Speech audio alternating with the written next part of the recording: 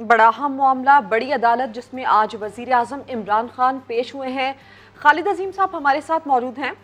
خالد عظیم صاحب، سابق وزرائے اعظم بھی سپریم کورٹ کی پیشیاں بھگت چکے ہیں، ذرا ہمارے ساتھ شیئر کیجئے گا کہ کون کون کب کب عدالت میں پیش ہوا اور کتنی بار پیش ہوا، کن کن معاملات میں پیش ہوا؟ دیکھیں جی، عمران خان صاحب سے پہلے 3 وزرائے اعظم جو ہیں وہ سپریم کورٹ آ چکے ہیں، نواز شریف، یوسف رضا گیلانی اور راجہ پرویز اشرف۔ اس سے پہلے 1975 میں ذوالفقار علی بھٹو جو ہیں ان کو چودھری ظہور الہی صاحب کی ایک درخواست پہ توہین عدالت کیس میں نوٹس ضرور ہوا تھا، لیکن ان کو ذاتی حیثیت میں پیش ہونے کے لیے نہیں کہا گیا تھا، وہ پیش نہیں ہوئے تھے۔ وہ بعد میں ان کو اس کیس میں بری بھی کر دیا گیا تھا، توہین عدالت کا الزام جو ہے وہ ثابت نہیں ہو سکا تھا۔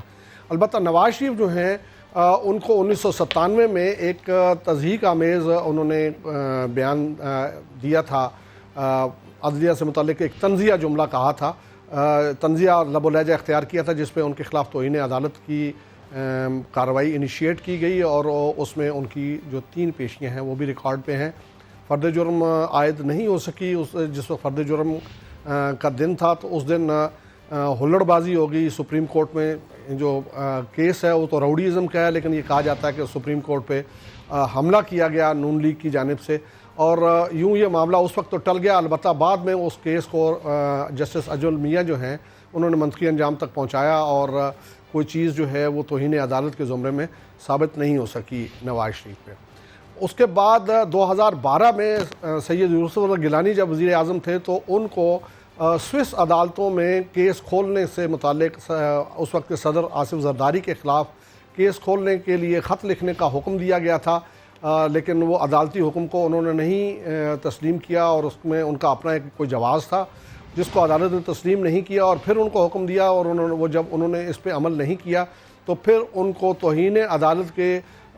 جرم میں بلایا گیا، اور ان کو وہاں پہ سزا بھی سنائی گئی تھی، طرح برخاست عدالت 32 سیکنڈ کی وہ سزا آپ اس کو کہہ لیں، اور اسی کی بنا پہ بعد میں ان کو نااہل بھی قرار دے دیا گیا تھا۔ اس کے بعد ان کے جو جانشین تھے راجہ پرویز اشرف، ان کو بھی اسی کیس میں یعنی سوئس عدالتوں کو خط لکھنے کے معاملے میں ہی توہین عدالت کا مرتکب قرار دیتے ہوئے عدالت میں طلب کیا تھا، وہ پیش بھی ہوئے، اور لیکن اسی دوران کچھ ایسی مشاورت ہوئی، اور بلکہ مجھے اچھی طرح سے یاد ہے کہ پہلا موقع تھا کہ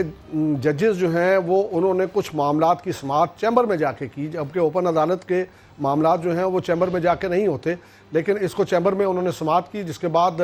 کچھ معاملات جو ہے وہ حکومت اس پہ ایگری ہوئی، اور انہوں نے خط لکھ دیا، جس کے نتیجے میں راجہ پرویز اشرف جو ہیں ان کی توہین عدالت کے کیس سے جان چھوٹ سکی۔ اس طرح عمران خان سے پہلے جو ہیں وہ 3 وزرائے اعظم آئے، لیکن وہ توہین عدالت میں ان کو طلب کیا گیا تھا، جبکہ آج جو ہے وہ معاملہ اگرچہ عدالتی حکم پہ عمل درآمد ہی کا تھا، لیکن عدالت اس بات پہ برہم تھی کہ وزیر اعظم کے علم میں یہ کیوں نہیں لایا گیا، اور وزیر اعظم خود اس بات کا کوئی نوٹس کیوں نہیں لے رہے، لہٰذا انہوں نے وزیر اعظم کو آج انوالو کیا ہے اور ایک میسیج دیا ہے کہ اب پرائم منسٹر اس معاملے کو خود دیکھیں گے، اور اس کے لیے انہوں نے ان کو طلب کیا تھا، جس میں وزیر اعظم نے اپنا اسٹیٹمنٹ بھی دے دیا، وہاں پہ ان سے ججز سے خطاب بھی کر لیا، لیکن اس کے ساتھ ساتھ یہ یقین دہانی بھی انہوں نے کرائی کہ 4 ہفتے کے اندر اندر اس پہ پیش رفت ہوگی، اور وہ پیش رفت رپورٹ اب عمران خان صاحب کے دستخطوں سے وہاں پہ پیش ہوگی۔ اس کا مطلب ہے کہ اس معاملے میں پوری طرح سے عدالت نے اب پرائم منسٹر کو ذمہ دار ٹھہرا کے، اور ہر مرتبہ کم از کم اب تک تو یہی ہے کہ ہر مرتبہ وہ جو جواب ہے وہ پرائم منسٹر ہی کی جانب سے ہوگا۔ ٹھیک ہے، بالکل 4 ہفتے کے اندر اندر یہ رپورٹ پیش کرنے کی ہدایت کی گئی ہے، جس میں پرائم منسٹر کے سگنیچر کے ساتھ یہ رپورٹ پیش کی جائے گی، اور جس طرح خالد عظیم صاحب بتا رہے تھے کہ پرائم منسٹر عمران خان سے پہلے بھی 3 وزرائے اعظم آئے تھے، لیکن ان کو توہین عدالت پر طلب کیا گیا تھا۔